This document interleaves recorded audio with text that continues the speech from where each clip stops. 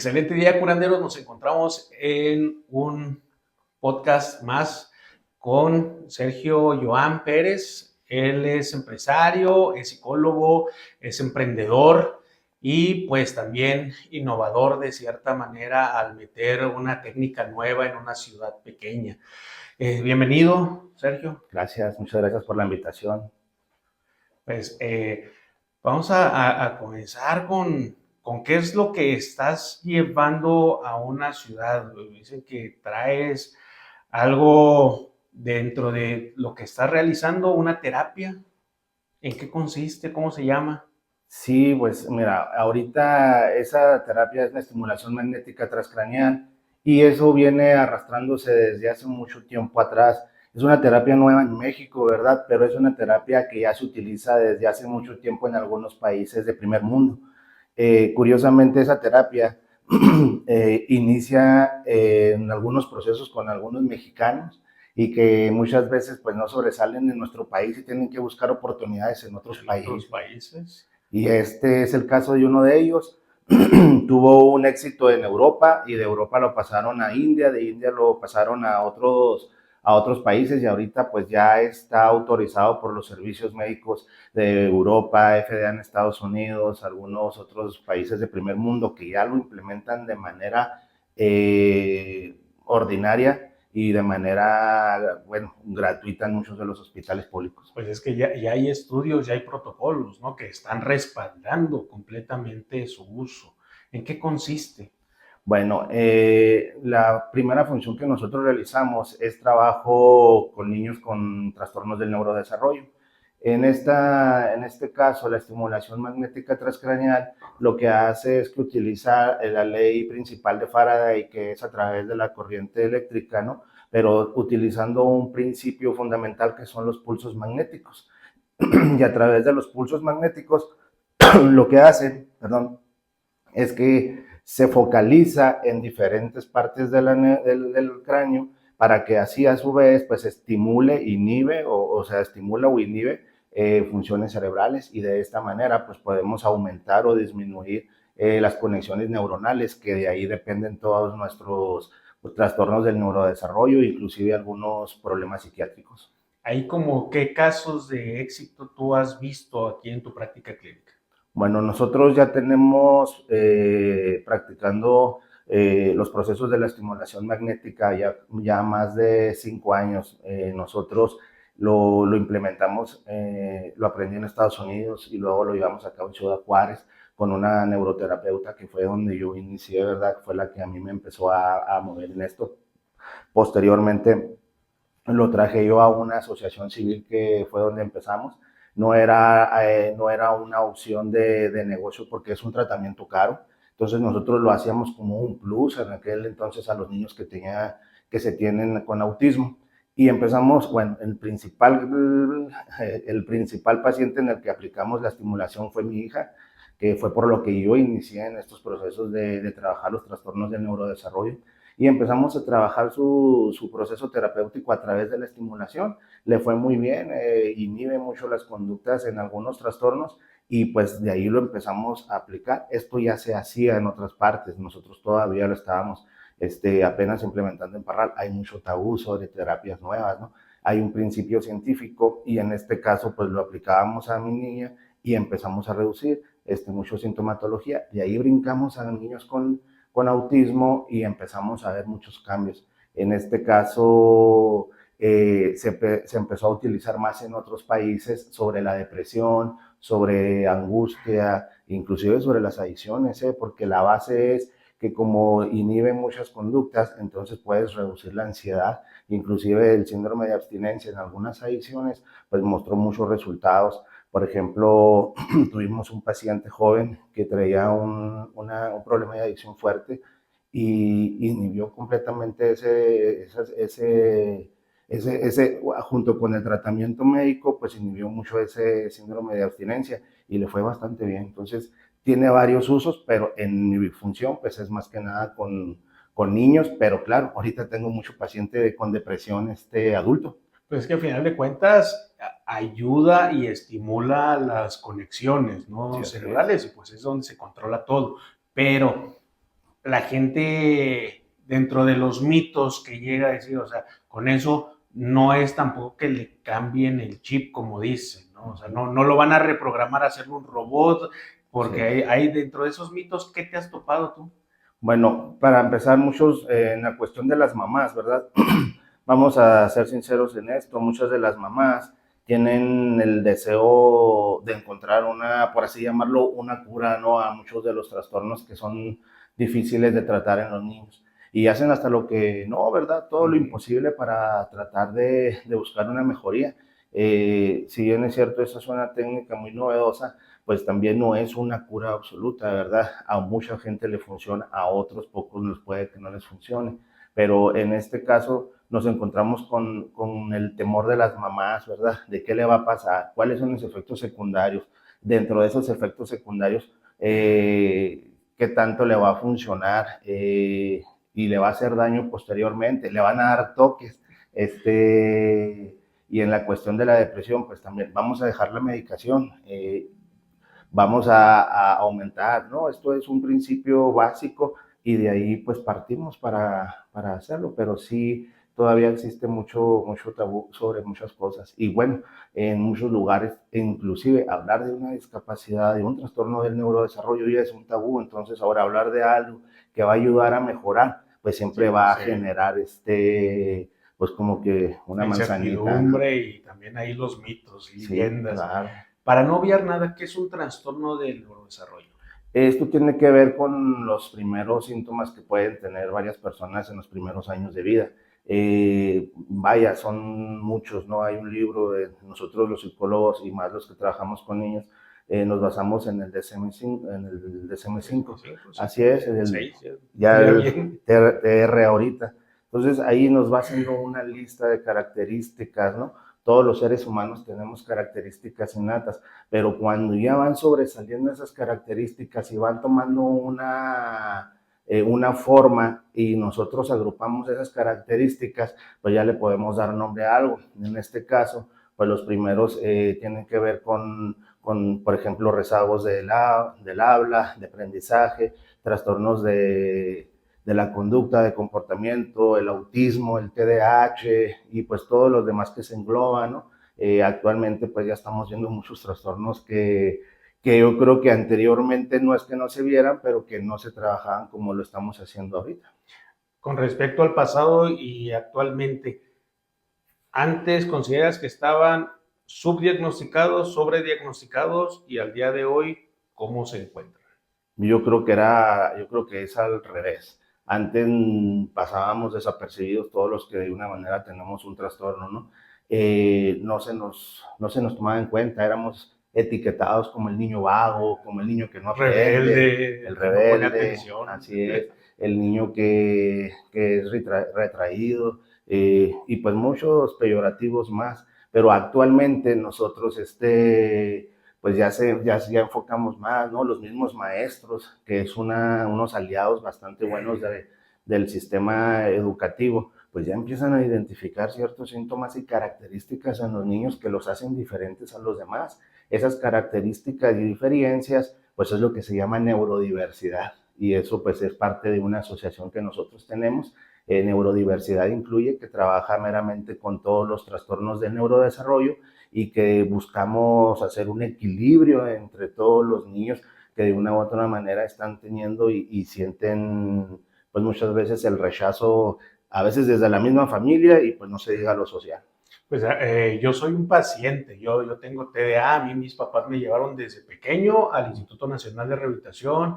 Recuerdo mucho una vez que me desvelaron jugando videojuegos porque me iban a hacer un electroencefalograma y ciertos estudios, ciertas baterías, pero a final de cuentas desde aquel entonces era un mito, era mucho tabú, mis papás afortunadamente pues estaban abiertos, ¿no? A que, ok, pues, háganle y denle lo que se requiera y vamos a ver los modos y los medios en que se lo lleguemos a dar. Pero muchos papás ahorita, pues está lo que comentas, ¿no? ¿Qué le van a hacer a mi hijo con esa terapia? Y luego ven un aparato, bueno, cerca de su cabeza pues se ponen un poquito aprensivos, ¿no? El aparato que manejan ustedes es un aparato portátil, ¿no? Porque lo he visto en fotos, en videos, pero coméntale, para no obviar ninguna situación, cómo es el aparato y qué hace, si tiene contacto, no, de cierta manera, porque yo lo hago el símil como un ultrasonido, que me dicen las embarazadas, ¿cuántos ultrasonidos le puedo hacer a mi bebé? Pues le puedo hacer uno diario, pero a final de cuentas, pues la meta a lo mejor no es hacerle uno diario, sino hay protocolos en donde dicen, pues le hacemos 3 en el embarazo y con eso es suficiente, pero es mucho la plática y explicarle a los familiares.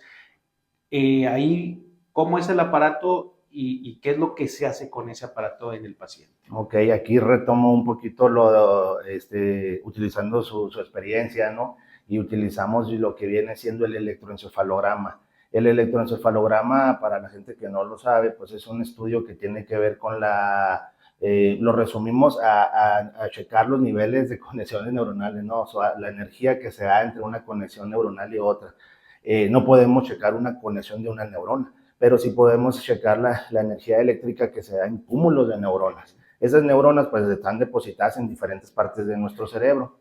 Siempre les hacemos saber que si un niño tiene mucha actividad en la parte trasera de nuestro cráneo, la actividad en la parte occipital, pues es un niño que va a tener a lo mejor más actividad motora, va a ser un poquito más inquieto.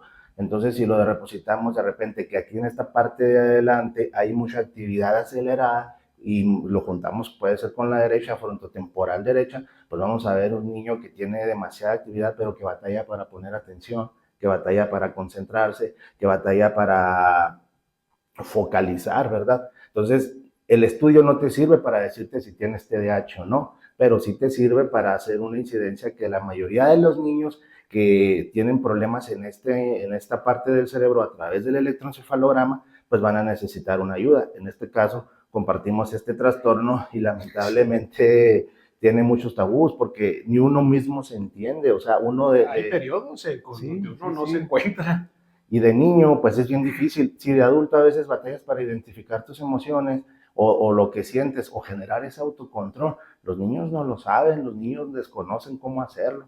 Y nosotros utilizamos este principio del electroencefalograma pues para ver dónde nosotros necesitamos aumentar o inhibir.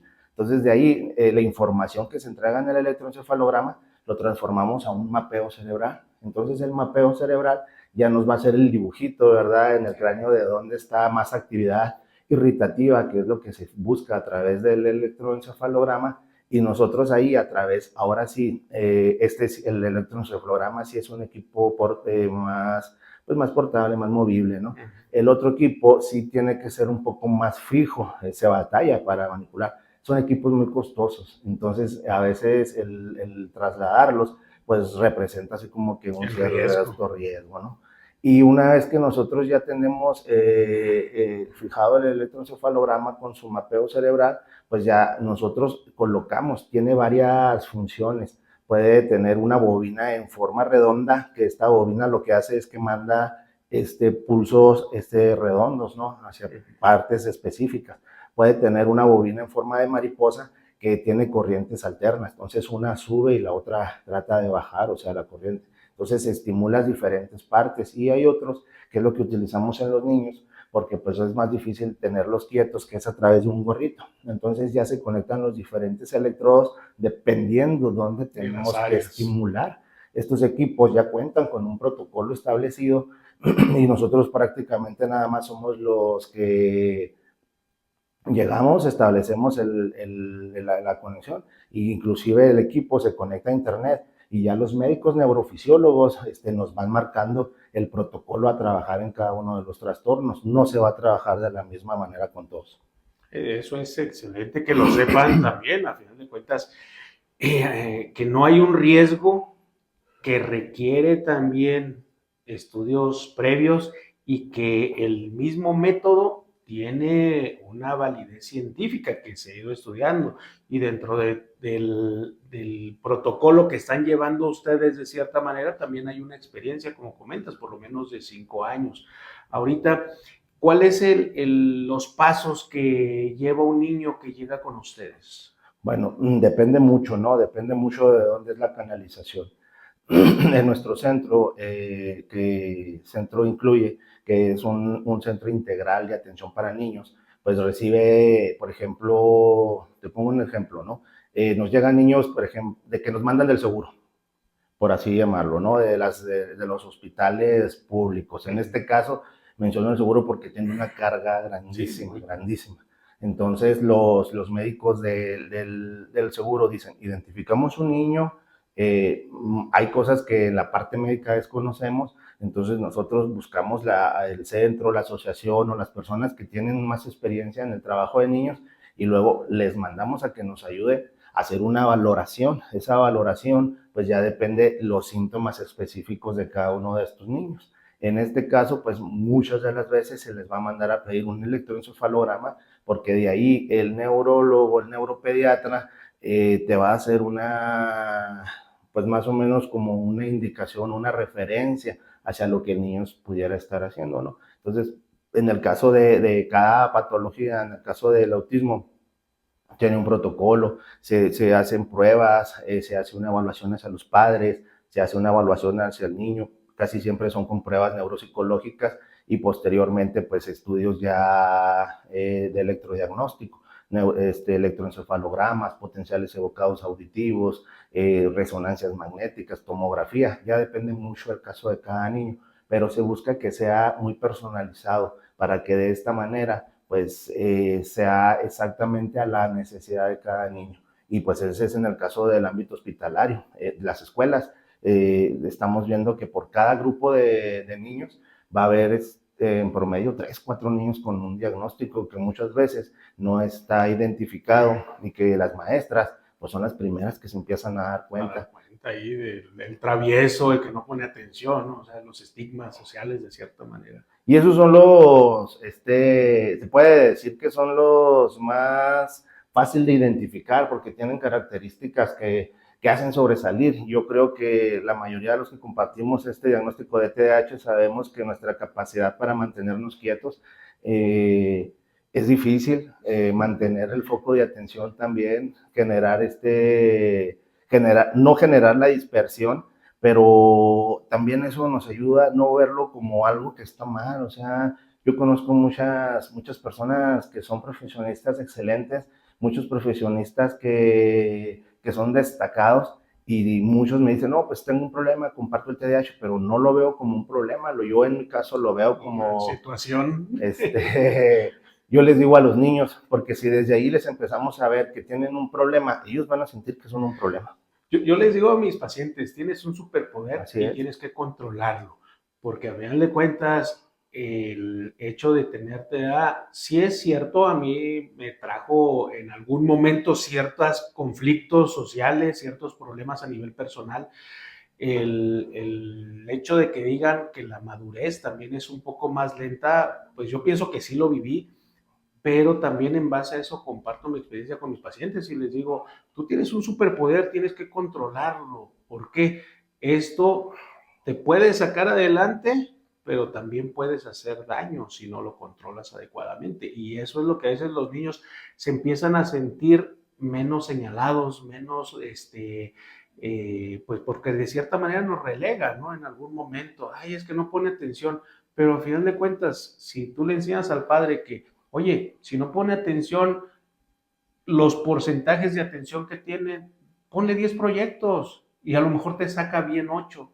Y eso a mí, yo lo he visto que me ha servido, pues uno de ellos es este proyecto, a final de cuentas, ¿no? En donde rápidamente podemos materializar también algo si nos lo proponemos. No sé a ti, ¿en qué te haya ayudado el TDA también en algún momento? Pues sí, fíjate, fue castigante en un principio porque, pues, yo les digo a muchos papás, adivinen cuántas primarias estuve. 3, 4. Y luego se me quedan viendo los 6. 5, 6. Le digo, 7 le erró. Entonces era castigante, no porque no pudiera yo manejar adecuadamente mi inteligencia. Muchas personas tienen una inteligencia adecuada, para decir que tiene un niño TDAH tiene que tener una inteligencia a nivel medio hacia arriba, porque cuando una persona tiene una inteligencia adecuada, pero no logra utilizarla de la manera correcta, bueno, ya estamos hablando que ese proceso atencional o que ese proceso pues es una dificultad. Y en mi caso, pues fue bastante dura en los principios, ¿no? Mucha gente te etiqueta, te encajona sobre está mal, está mal, está mal, está mal. Y hay momentos que tú crees que sí estás mal, entonces ya cuando empiezas a tener un tratamiento adecuado, que empiezas a tener una medicación, que empiezas a tener profesionistas que te empiezan a ayudar, que te empiezan a dar la orientación, sabes que ese superpoder de energía, ese superpoder de momentos de hiperfoco, ese superpoder de momentos de mucha adrenalina, somos expertos en manejar la adrenalina, sí. Yo creo que eso es lo que ha hecho que tenga todos estos reconocimientos y eso lo encaminamos, pero también, yo les digo, así como todo esto te puede ayudar para el bien, pues también te puede inclinar hacia el mal, porque también sabemos que somos personas muy fácil de engancharnos con las cosas malas. Con las cosas malas, sí. Porque nosotros buscamos actividades de riesgo, entonces esas actividades de riesgo pues siempre van acompañadas de algo malo. En este caso se inclinó hacia algo muy bueno, pero otras veces se inclina hacia unas conductas muy dispersas, disruptivas, y pues estamos yendo que, por ejemplo, en una evaluación que hicimos a Chihuahua, que nos invitó al hospital infantil, a una casa hogar de adolescentes, pues la mayoría tenían diagnósticos de mucha índole y nunca fueron atendidos. Entonces, por eso es importante que tengamos un apoyo y una línea hacia lo que queremos realizar. Efectivamente, necesitamos ver hacia dónde nos estamos canalizando y ver de dónde venimos. ¿Tú por qué decidiste estudiar psicología? Fíjate que es algo muy curioso, ¿no? Mi papá, le mando un saludo a mi papá. Él es médico de profesión también. Entonces, llevaba yo la línea, yo quiero ser doctor, yo quiero ser doctor, yo quiero ser doctor, yo quiero ser doctor. Pero pues empezaron esos problemas o sea, una cosa es lo que yo quería y otra cosa es lo que llevaba yo en aquellos entonces, ¿no? Ya cuando empiezo con un tratamiento adecuado y cuando ya empiezo a tener un poquito más de madurez, empiezo a entender lo que ya necesito estudiar, veía yo la parte de la medicina y pues aquí en mi parrancho no había muchas carreras, tenías que salir a buscarle, ¿no? Y yo decía, bueno, me voy a estudiar medicina, me voy a estudiar algo. Pero hubo una época que marcó mi vida en esos inter y dije, bueno, hay heridas que tardan más en sanar y voy a tratar de buscar trabajar más con la parte de la salud mental. Y busqué una universidad fuera y me fui a estudiar psicología, me gustó. En un inicio no era mi línea los niños. De hecho, mi primera especialidad fue forense. Trabajé mucho tiempo en fiscalía y a través de mi hija que empezó a tener crisis convulsivas muy fuertes y que en un principio inclusive nos llegaron a manejar que podía quedarse con parálisis cerebral, pues me empecé a inclinar. A estudiar, a utilizar tu hiperfoco. Sí, sí, de hecho sí, o sea, y siempre digo esto, cuando no te llega, no lo buscas. Así es. Y muchas asociaciones civiles así han generado. Tengo un niño con cáncer, voy a hacer una asociación con cáncer. Tengo este problema, voy a hacer una asociación buscando solucionar o buscando menguar y reunirme con gente que sabe qué está pasando, ¿no?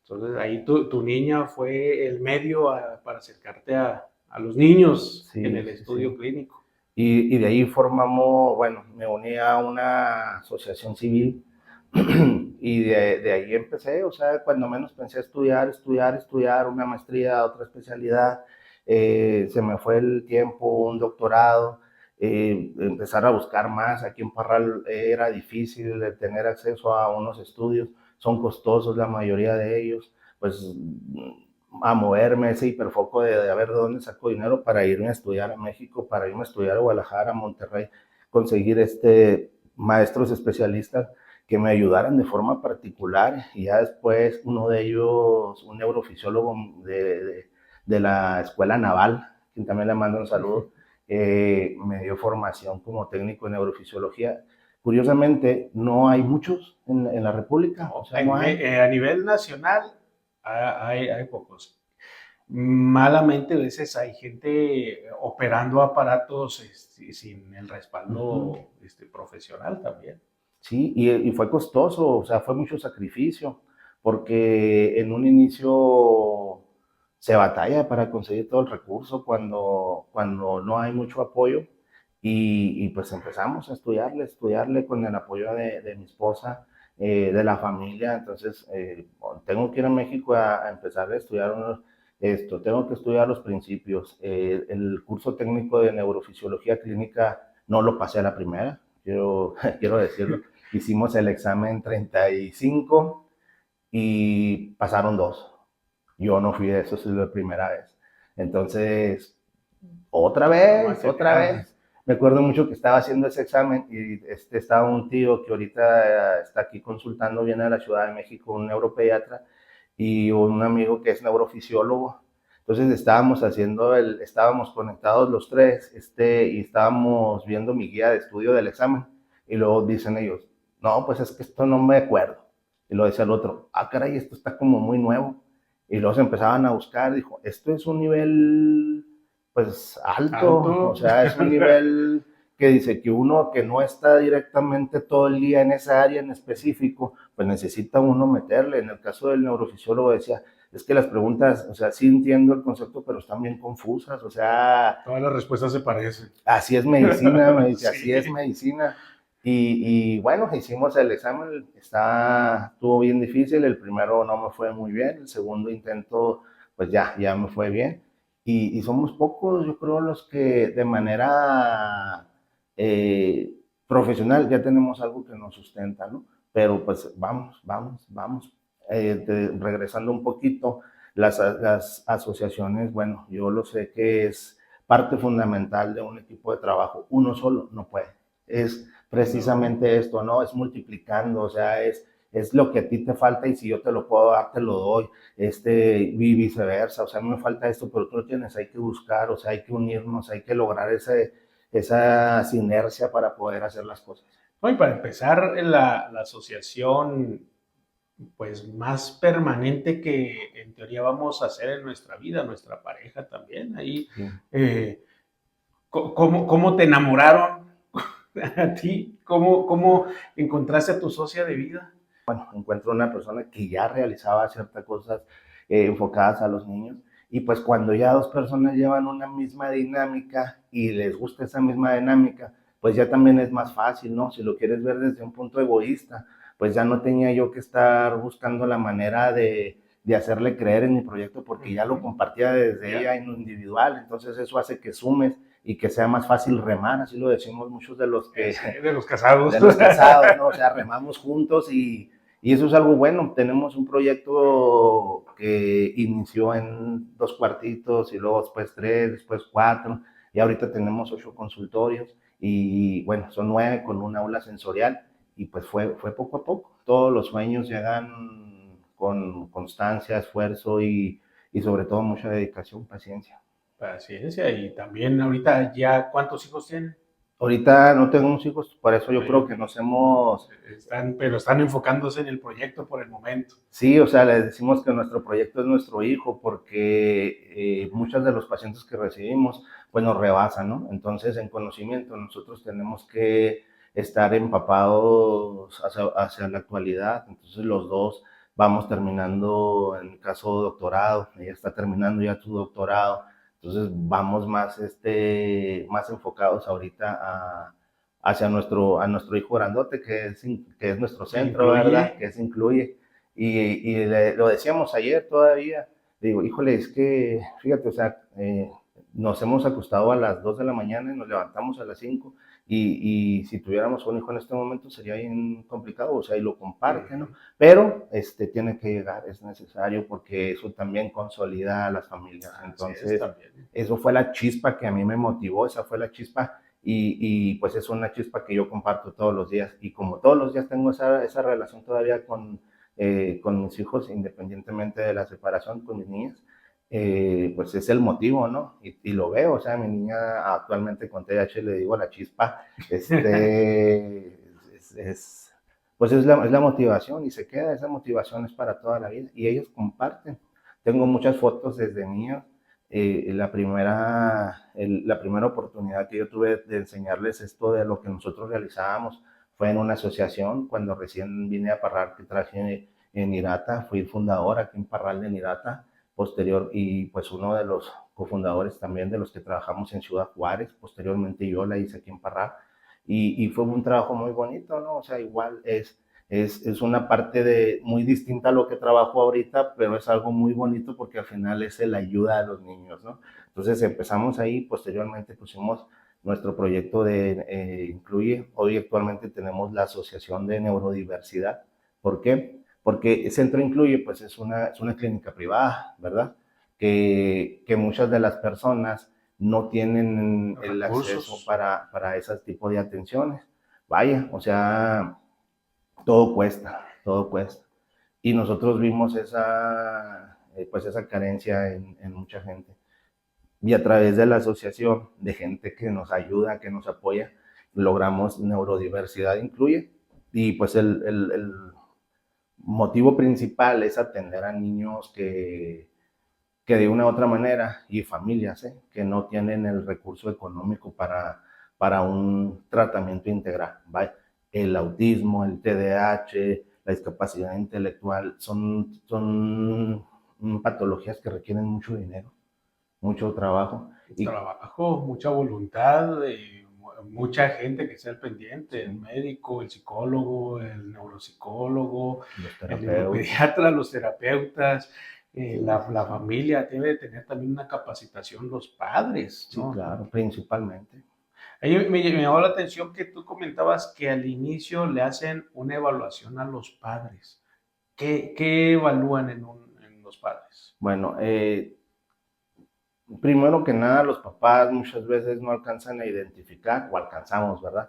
A identificar que los aspectos heredofamiliares son fundamentales para poder decir que el niño pudiese estar reproduciendo genéticamente algo o pudiera estar reproduciendo socialmente algo, muchas veces es aprendido.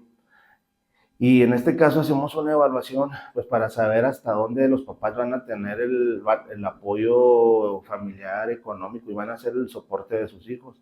La mayoría de los niños pues obviamente dejan las terapias porque los mismos papás ya no los llevan y por eso se hace la evaluación para saber hasta dónde ellos van a tener esa facilidad, ese conocimiento El compromiso. el compromiso, ¿no? Para entender algo, bueno, para atender algo hay que entenderlo. Entonces, si tú no entiendes lo que tiene tu hijo, no lo vas a atender de forma adecuada. Y yo creo que, como dijiste tú ahorita, los papás, pues ahí me llevaban y ellos le iban diciendo qué hacer, pero yo creo que ahora buscamos que los papás sepan lo que están haciendo, sí, comprendan, para que puedan entender que sus niños a lo mejor con un trastorno van a necesitar no una ni dos, porque a veces esperan que con 3 sesiones ya el niño mejor. Y dicen, ya se curó, ¿no? Sí. O sea, pero pues hay situaciones que no se curan, ¿no? Así a fin de cuentas, vamos buscando un control y que sea socialmente mejor admitido, por cierto. ¿No? Sí, pues buscar que eso es la neurodiversidad, ¿no? Que todos nosotros somos diferentes y que podamos tener una aceptación dependiendo de nuestras capacidades cerebrales y que podamos tener esa inclusión que todos debemos de disfrutar, porque pues el hecho de que yo sea diferente a ti no me convierte en menos ni me hace más, me convierte en una persona que pues inclusive piensa diferente, ¿no? Y en estas sociedades muchas veces el pensar diferente, pues gente lo toma como que si no piensas igual a mí, entonces estás en contra de mí. Así lo están tomando, así se está tomando y eso pues no debe de ser así, porque al final de cuentas debemos respetar las opiniones distintas y incluso de ahí y en esa forma se ha crecido muchas veces la ciencia, ok, no creo en esto, voy a buscar otra opción y a veces esas opciones, porque a veces la ciencia no es nada más para comprobar algo, a veces es para comprobar que no sirve y regresamos a tomar incluso a veces una opinión que no creíamos, ¿no? Pero Dentro del neurodesarrollo hay una parte bien importante. Yo digo, los padres no traemos un manual cuando nacen nuestros hijos y hay una parte en donde previo a la etapa escolarizada, que es el kinder, mucho de esa etapa estamos a lo que yo sé y a lo que creo que sé.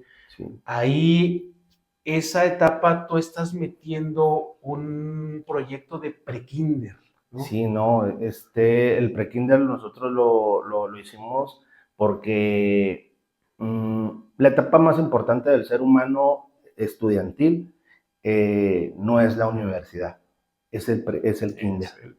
¿Por qué? Porque en el kinder las maestras empiezan a identificar a todos los niños y empiezan a identificar sus características.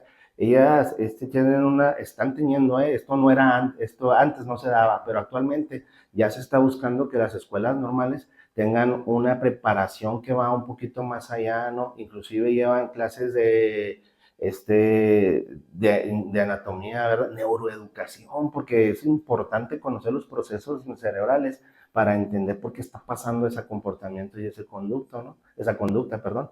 Y entonces las maestras empiezan a identificar esos niños, esos síntomas que son muchas veces señales de alarma y de ahí pues ya los empiezan a canalizar, ¿no? Primero pues a lo que está más cercano. Yo les digo a muchas maestras cuando me invitan a dar pláticas a las normales o a otras universidades, ustedes van a ser doctoras, van a ser psicólogas, psicólogos, ¿verdad? Los maestros, ustedes van a hacer de todo, porque se van a ir a una comunidad en donde quizás en esa comunidad ustedes sean el ente más cercano profesional a muchas áreas. Entonces ustedes tienen que ir bien preparadas en muchas áreas. Y ellas una vez que identifican esos síntomas, pues canalizan. Y cuando los canalizan, pues ya tú empiezas a trabajar desde niño con esos rasgos y si ese niño no se atendió en preescolar, no va a llegar a universidad. Ah, sí. Y eso es importante detectarlo. ¿Qué es lo que tú ofreces dentro de ese proyecto de prekinder?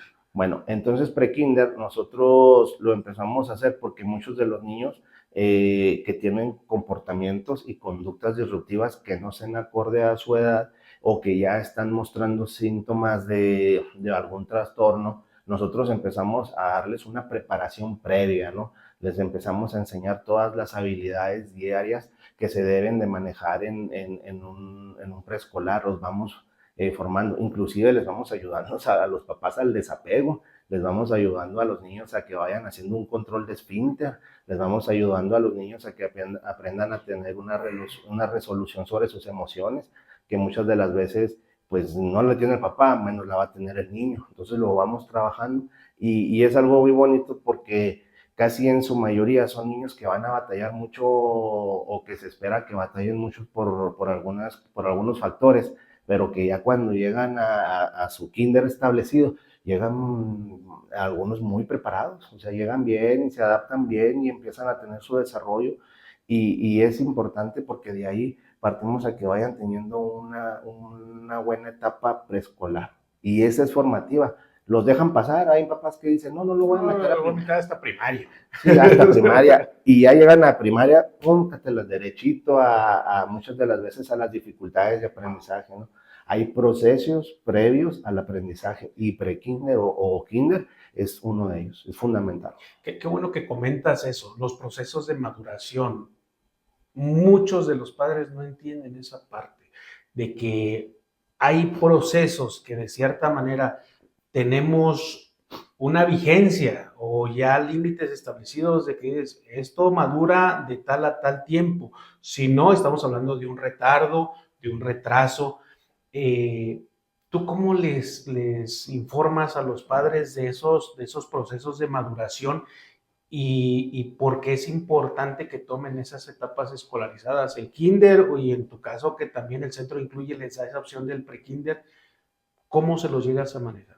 Bueno, aquí nos vamos más técnicamente a los hitos del desarrollo, ¿no? Uh-huh. Entonces, los hitos del desarrollo pues tienen que ver con habilidades establecidas por edad, que si bien es cierto, no tiene que ser un parámetro exhaustivo, ¿verdad? O sea, hay gente que como las plantas, cuando nos van regando y vamos creciendo diferente, va dependiendo de dónde estamos, pero hay marcajes, ¿no? Y para eso son muchas pruebas neuropsicológicas Hay pruebas actuales que nos hacen una estandarización dependiendo de habilidades del niño, pero si tú ves que ya pasa cierta edad y el niño no empieza a hablar, no empieza a caminar, no empieza a tener habilidades que se espera, bueno, ya es un indicativo de que tenemos que irnos por ese lado, por esa área. La mayoría de las veces los papás llegan porque es que el niño no habla, es que no habla, es que no habla. Terapia del lenguaje, ¿por qué no habla? Sí, ya llegan con lo que quieren que se les dé, Sí, ¿no? sí, sí.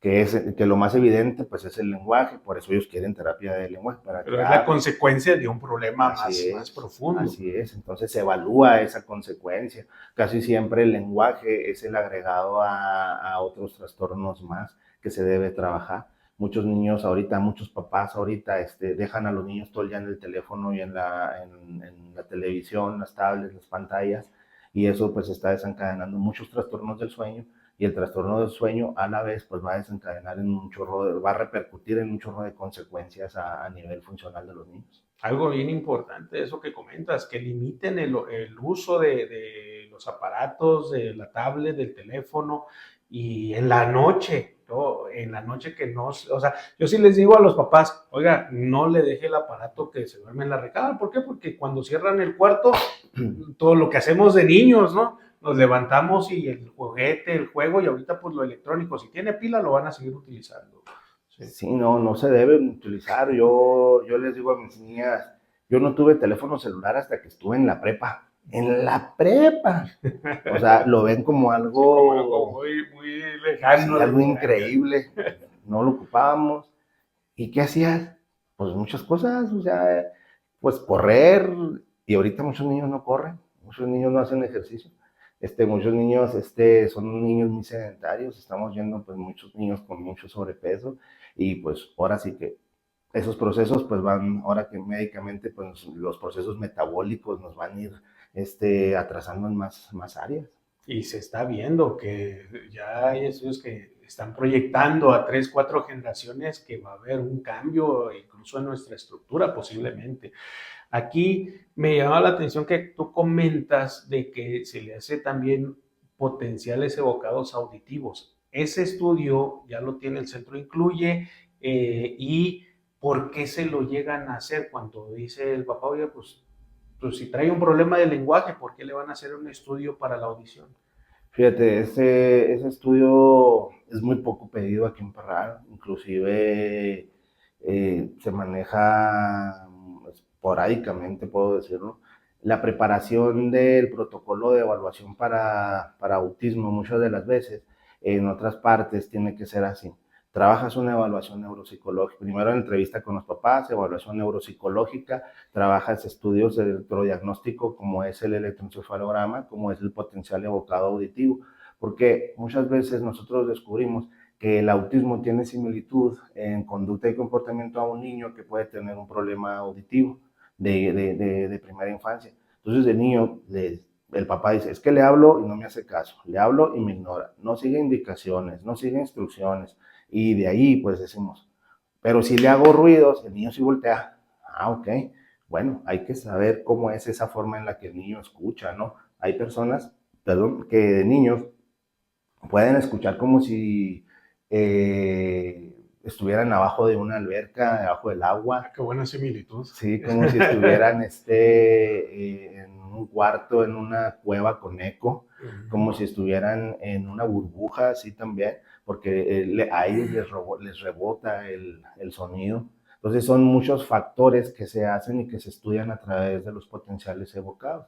Y se manda a hacer con el estudio del potencial, se manda con un neurofisiólogo para la interpretación, y él te dice cuál es la calidad y cómo es la interpretación que está llegando del sonido con la conexión neuronal, si está siendo adecuada. Y pues muchos niños que les hacen este estudio dicen, bueno, si tienen una buena capacidad auditiva, si tienen una buena capacidad de resolución del sonido con la interpretación a su cerebro, y pues realmente te está ignorando. Entonces dirán muchos, entonces ¿para qué se lo mando a hacer? Pero pues de 10 niños, que se le hace un potencial evocado, 1, 2 van a salir con una dificultad auditiva. Sí, con un problema ya de hipoacusia, de sordera. Así es. Si se canaliza eso también es importante, o sea, más bien si se detecta es importante que se canalice, porque al final de cuentas eso también va a influir en su neurodesarrollo, ¿no? Sí. Ahí ustedes, ¿qué hacen cuando detectan a un niño con sordera? Bueno, nosotros por protocolo, así debe ser, los canalizamos con varios especialistas, ¿no? Cuando empezamos a ver que sí, en efecto, su lenguaje, pues, y sus problemas, no tienen sin problema auditivo, y que su lenguaje está teniendo deficiencias, nos apoyamos ya de especialidades muy nuevas, ¿no? O que ya están llegando más acá, pues, en este caso, los otoneurólogos, y ya nosotros mandamos con una otoneuróloga que hace una evaluación de todo el aparato fonoarticulatorio y que hace una evaluación de todo el oído, también todo el sistema que puede estar involucrado en el lenguaje, y ella nos marca, o sea, una terapia que nosotros debemos de llevar en específico. Y ya de esa manera, pues nosotros es más fácil saber lo que tenemos que hacer con este niño. O sea, es un equipo multidisciplinario. Un niño va a necesitar una atención en específico de muchos profesionistas alrededor de, pero bueno, sabemos que también eso es algo difícil, y a través de la asociación buscamos que esos apoyos pues lleguen. O sea, una consulta con un especialista de otoneurología. Estamos hablando de 1,000 pesos por lo menos. Con descuento. Sí, o sea, por lo menos la pura consulta, sí. Porque todavía más los estudios que le va a hacer, ¿no? Le va a hacer una audiometría, una timpanometría, los estudios que requiera de cierta manera. Sí, y equipos pues que son muy difíciles y tienen una característica en específico de utilizar, ¿no? Nos tocó en el congreso que trajimos una otoneuróloga que resultó que era conocida de ustedes de allá de México, y pues es difícil, o sea, es bien difícil porque ella nos apoya, sí, pero está hasta Ciudad Juárez. En Chihuahua son muy limitados, entonces cuando la gente a veces no tiene ni para pagar las terapias aquí, ¿cómo le hacemos para el traslado hasta allá? ¿O cómo le hacemos para los equipos y los estudios aquí en Parral? ¿Y cómo le comentan o cómo hacen que los padres lleguen a comprometerse con la evolución de su hijo en el tratamiento? Nos tocó el caso de un niño que, por ejemplo, lo utilizó ya 9 años, con terapia de lenguaje de 3 años en diferentes lugares, ¿no? Uh-huh. Llega con nosotros, nosotros a través de un diapasón hacemos la evaluación general, decimos, bueno, ¿por qué no responde al estímulo sensorial del diapasón? O sea, desde ahí ya sabemos que... Sí, que algo está fallando, ¿no? Pero el niño sí te escucha, pero no responde adecuadamente. Hay entonces, frecuencias. Ajá, así es. Entonces esas frecuencias no estaban adecuadas. La canalizamos al otoneurólogo. Me quedé pensando si era 8 años, pero no, eran 10 años. El niño ya estaba grande.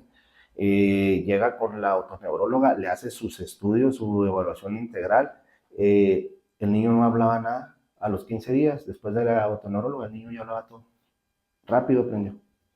¿Por qué? Porque capacidad cognitiva sí había, pero era un niño que lo estaban trabajando con un entorno bien diferente, como quizás hasta una discapacidad intelectual, porque no te seguía, no alcanzaba, no hacía, y muchas veces los niños pues se van creyendo lo que la misma entorno y la misma familia les van mostrando, y no, o sea, una vez que el niño se trabajó adecuadamente, se evolucionó satisfactoriamente. Fue uno de los pacientes que nos gustan y no nos gustan. Pero un mes de tratamiento, 6 sesiones, después de la consulta de otoneurólogo, después de tantos años de terapia, y eso fue. Oye, es que esa parte es lo que te satisface también de decir, lo estamos logrando, ¿no? Estamos impactando de manera buena dentro de la sociedad, porque al final de cuentas, ustedes, su proyecto es un proyecto integral, trae algo bien completo y bien complejo de lograr alrededor de lo que están haciendo.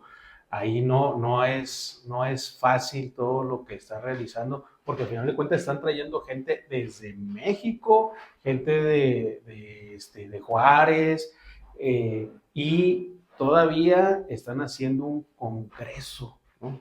¿Por qué? ¿De dónde surge la necesidad de hacer un congreso y para qué lo hacen ese congreso? Bueno, no es el primer congreso que realizamos, ya los habíamos hecho anteriormente.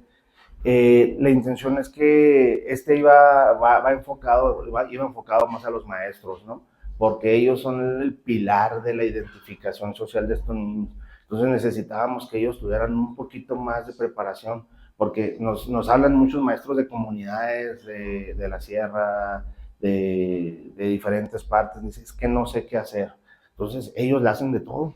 En la mañana dan sus clases y si ven que un niño tiene problemas de lenguaje, que un niño tiene problemas motores, ellos se la avientan de terapeutas del lenguaje, de fisioterapeutas, de lo que les alcance su capacidad. Entonces, cuando muchos de ellos no tienen las herramientas del conocimiento, piden ayuda y eso es muy válido.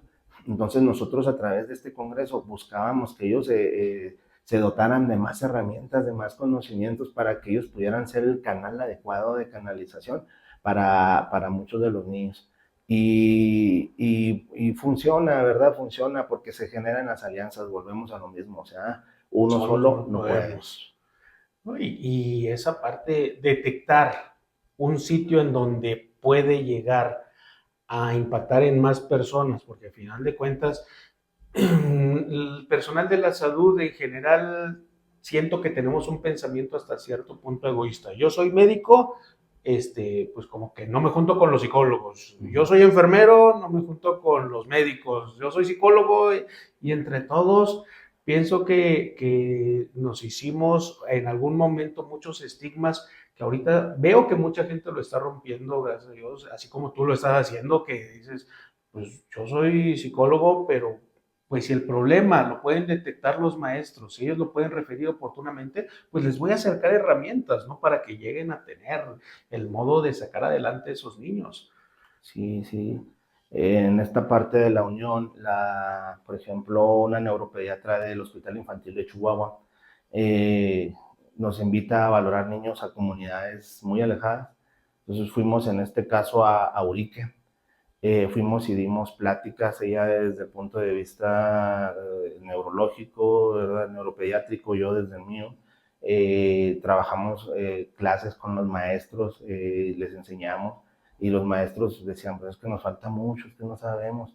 Hicimos muchas horas, evaluamos más de 100 niños, o sea, empezamos a las 8 de la mañana, terminamos a las 3 de la mañana, o sea, a esa hora terminamos y iban un grupo de médicos muy comprometidos, ¿verdad? Porque todo esto es altruismo, o sea, nadie nos paga, no hay remuneración, entre todos cooperamos y entre todos vamos y evaluamos.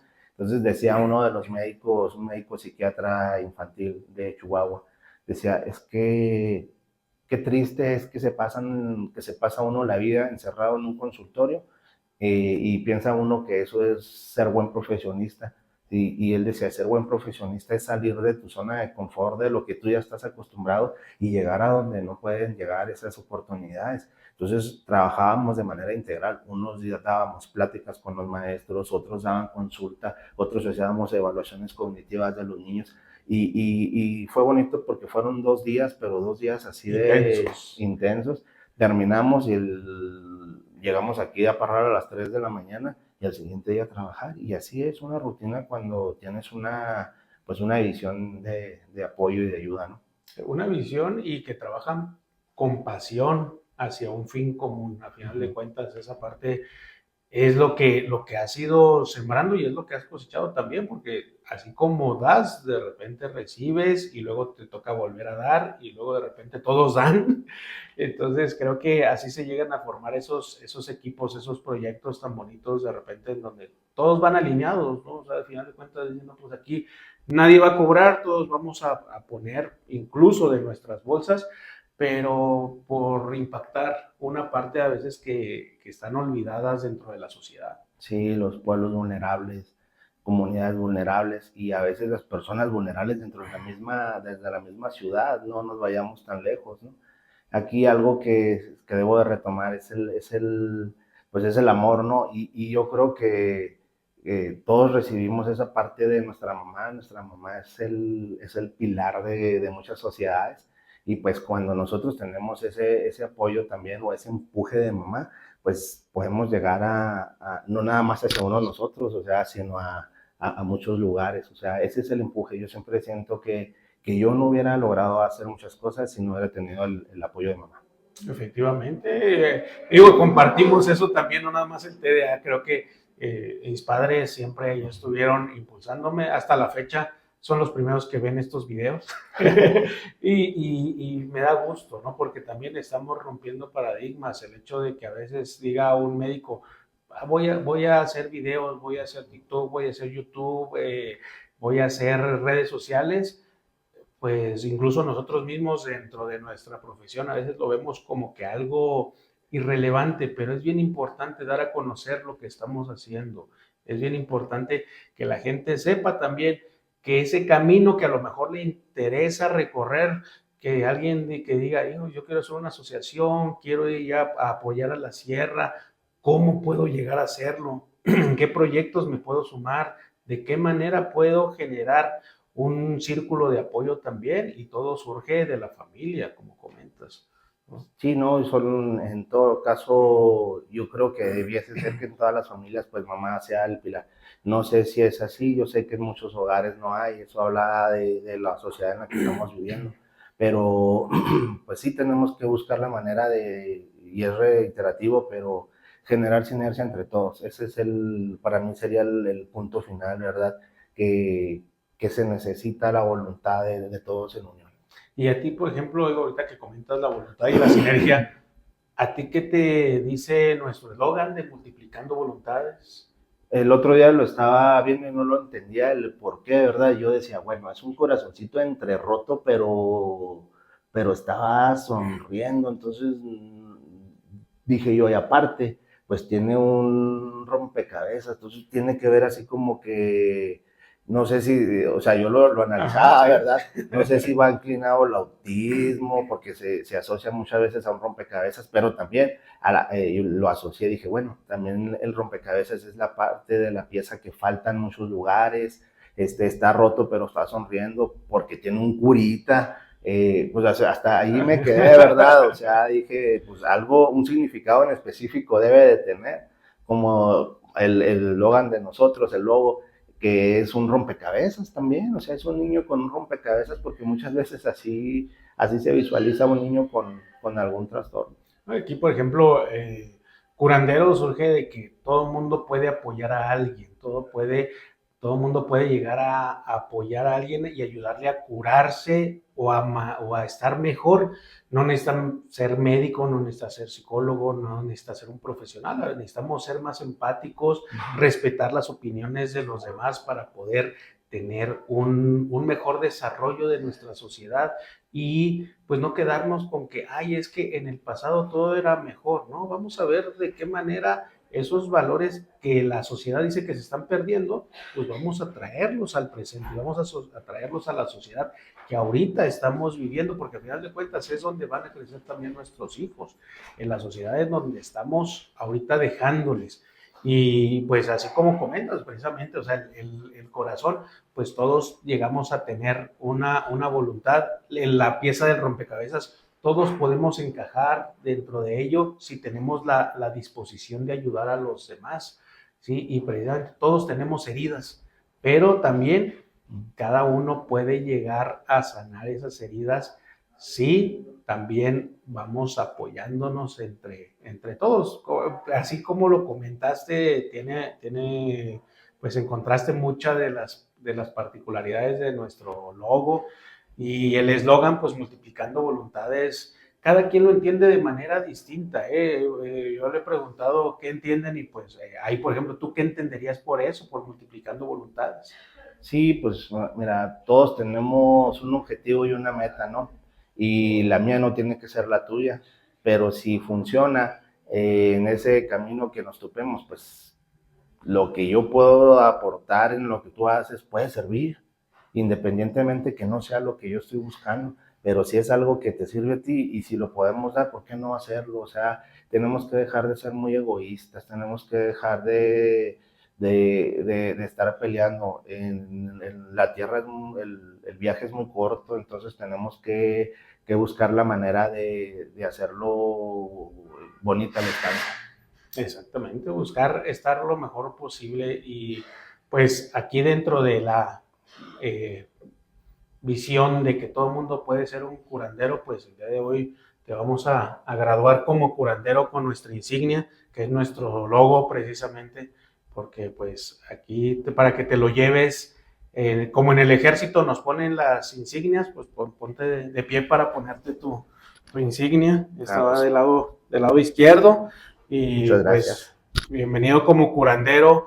Sabemos que estás trabajando desde tu trinchera con un gran proyecto de mucha necesidad para nuestra ciudad.